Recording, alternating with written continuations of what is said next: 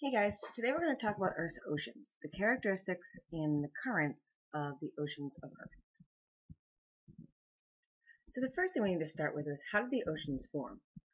As the Earth was forming 4.6 billion years ago, volcanoes spewed ash, lava, and gases into the atmosphere.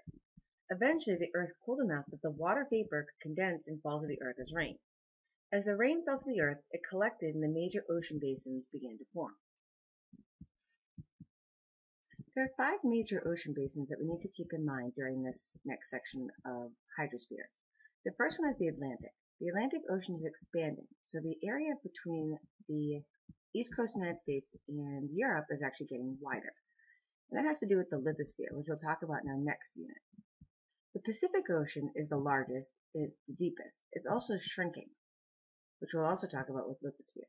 Then you have the Indian, the Arctic, and then the Antarctic and/or Southern. In the 1950s, a discovery was made of sonar. Sonar actually started looking at the ocean floor. And the ocean floor has as many differences in its elevation as land does. We can actually calculate the depth of the ocean floor by using an equation. So depth in meters equals the sound travel time in seconds.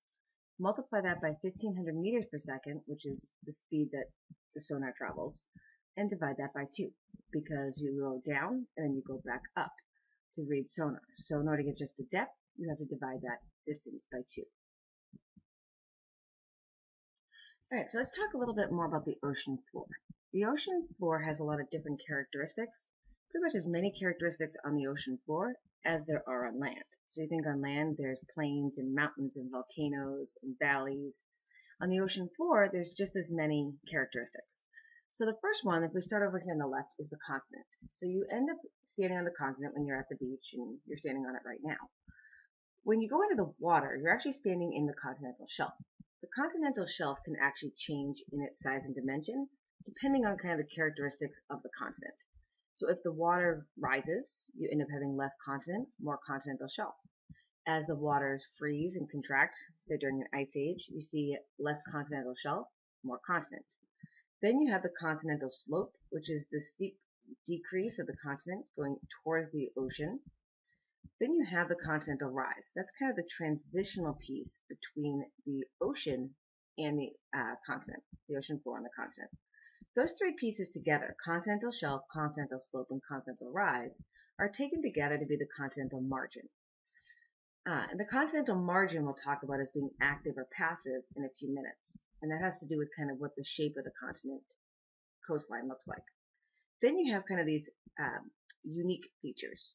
For instance, guyot. Guyots are underwater mountains that have a flat top. Seamounts are pretty much the same thing, but they don't have a flat top. They're underwater mountains or underwater volcanoes that have more of a pointed top.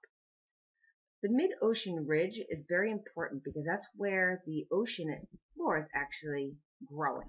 So you end up having places where the plates are pulling apart, which we'll talk a lot more about in our lithosphere unit. But they're pulling apart and new magma is coming to the surface, creating new rock, creating new ocean floor. So in the Atlantic Ocean, this is actually happening between the east coast of the United States, or North America, and Europe, where the ocean floor is actually spreading apart. Now, in other parts of the world, you have subduction. Subduction is areas where the ocean floor is actually going underneath, back into the mantle.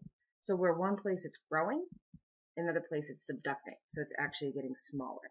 For instance, the Pacific Ocean has a lot of places that you have subduction happen. Then you also have things like the abyssal plain. The abyssal plain is just a flat open piece of the ocean floor. And then trenches are where that place that the ocean floor is subducting. So you end up what we call a trench. And then when that plate that's going under is subducting, you get a lot of magma. So often that will try and rise back up and become volcanoes up on the surface and give you islands. Okay. So we'll go to the next slide, and there's actually a lot more vocabulary where you can write down some of these definitions. So let's go there next. So these are just the vocabulary terms that I just went over, but a place for you to kind of write them down so you have the definitions. So I'm going to go through them one more time, just so you have the word and the definition for all the different features of the ocean floor. So when we're on the left, remember we have the continental shelf. The continental shelf is the gently sloping zone from the continent. Then you have the continental slope, which is a more steep zone from the shelf to the rise. It's still continent, still has all the features of the continent. It's just kind of the transition as it goes towards the ocean floor. Then you have the continental rise. That's a transitional zone between the continent and the deep ocean floor. That's where you end up with more of a change in the type of rock and the type of features. Those three pieces taken together, the shelf, slope, and rise, as a whole are known as the continental margin. The rocks of the margin are identical to the continent, and that becomes important when we start talking about lithosphere. Then you have the abyssal plain. The abyssal plain is the flat, open expanse of ocean floor from the rise outward. So here are a few other ocean floor features. The first one is seamount, which is an underwater mountain formed by volcanic activity. A guyot is an isolated flattened seamount, so it's an underwater volcanic mountain that's been flattened due to the erosion by waves. Then you have the mid-ocean ridge. It's underwater elevation that forms at divergent boundaries where new ocean floor is formed. So magma comes up through the mid-ocean ridge, hardens into rock as it cools from lava to rock, and creates new ocean floor. Okay, so remember a few slides ago I talked about active versus passive margins and how active margins and passive margins are dependent on the coastline of the continent.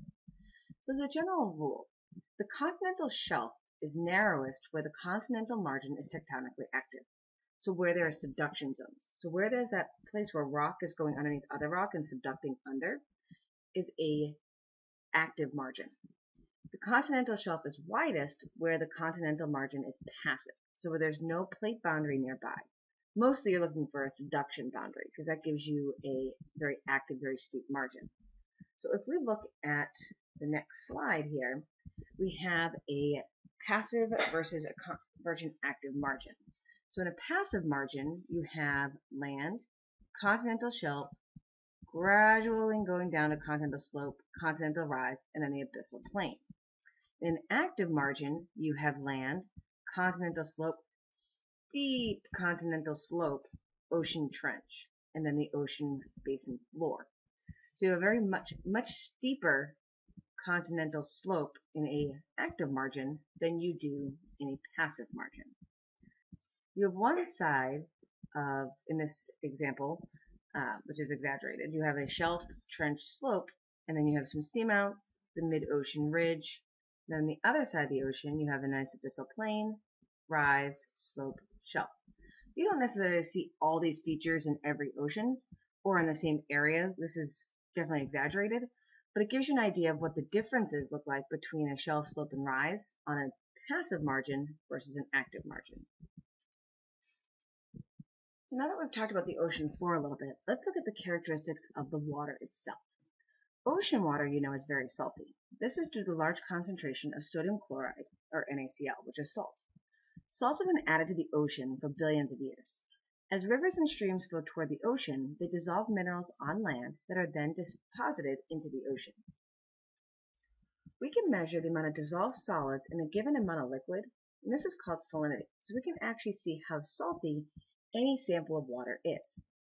So if we measure salinity in grams of dissolved solids per kilogram of water. So if we were to take 1,000 grams, which is 1 kilogram of water, evaporate the water, there would be 35 grams of solid left behind. So we can actually convert this into a percentage. So 35 divided by 1,000 gives us about 3 times 100 gives us about 3.5% salinity. This is the average salinity of ocean water. It does change based upon location. So areas by the equator could be saltier. Areas by the poles, because of the addition of fresh water from the glaciers, might be less salty. So in addition to salinity, or saltiness of water, the temperature of the water also affects the oceans. The temperature of the ocean decreases as depth increases. It doesn't happen gradually. The ocean can be divided into 3 layers by temperature, and temperature is dependent on the amount of sunlight absorbed. So you have 3 layers. The top one is known as the mixed layer. Then we have the thermocline, and then we have deep water. So the first layer of the ocean is the mixed layer or surface layer. This is the top warm layer and extends approximately 300 meters below sea level. Sunlight heats up the top 100 meters. Surface currents will mix the heated water with cooler water from below. Now it's important to remember that location has a big impact on the mixed layer. If you're near the equator, your mixed layer is going to be bigger than 300 meters. If you're at the poles, the mixed layer is going to be much smaller. The average, if we take all the mixed layers from all over the world, is about 300 meters. But this ocean profile will change based on location of where you are on the Earth. The middle layer is known as the thermocline. The thermocline, on average, extends from about 300 meters to 700 meters below sea level. Again, this is different depending on the location of where you are on Earth. In a thermocline, the temperature drops with increased depth faster than the other two layers. So the majority of the time, the mixed layer and deep water have a constant temperature, or fairly constant temperature. In the thermocline, the temperature decreases rapidly. Many of you may have actually felt a thermocline if you've ever swam in a deep lake.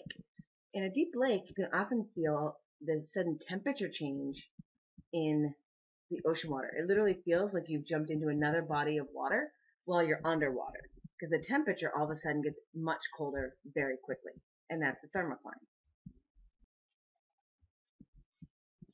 So the last layer of the ocean is deep water. The bottom layer extends from the base of the thermocline to the bottom of the ocean.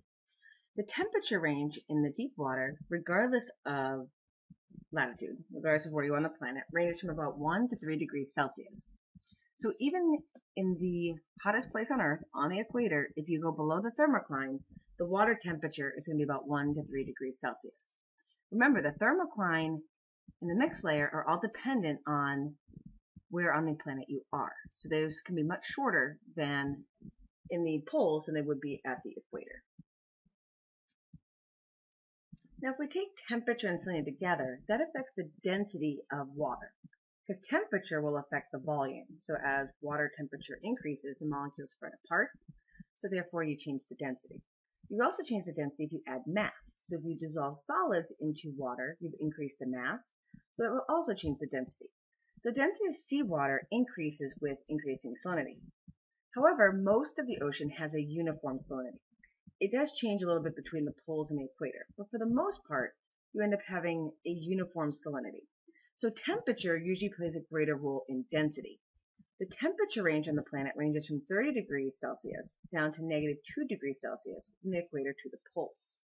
So if we look here at a surface temperature map, we have warm water moves from the equator to the poles from the global currents. These currents affect the weather patterns. So temperature and salinity affect the oceans. The process that affects temperature, which is the sun, and salinity, which is evaporation, runoff, and precipitation, because all of those give you addition of fresh water and or addition of salts, are all confined to the surface layer of the ocean. If the relatively dense water sinks, it's no longer in contact with those forces and remains constant. Therefore, seawater density can be calculated to be 1.02 grams per centimeter cubed, which is slightly more dense than freshwater. So seawater will be underneath freshwater. Freshwater will always float on top of seawater. And we'll see that actually in a lab later this week. So density creates currents. When the water has a density greater than the water below it, it sinks. This pushes up the less dense water. It could even be less dense by 0.002. Doesn't matter, it's still less dense.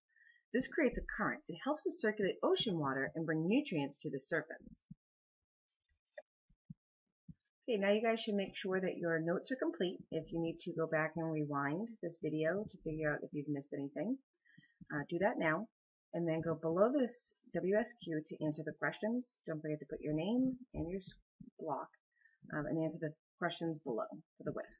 And I will see you guys tomorrow.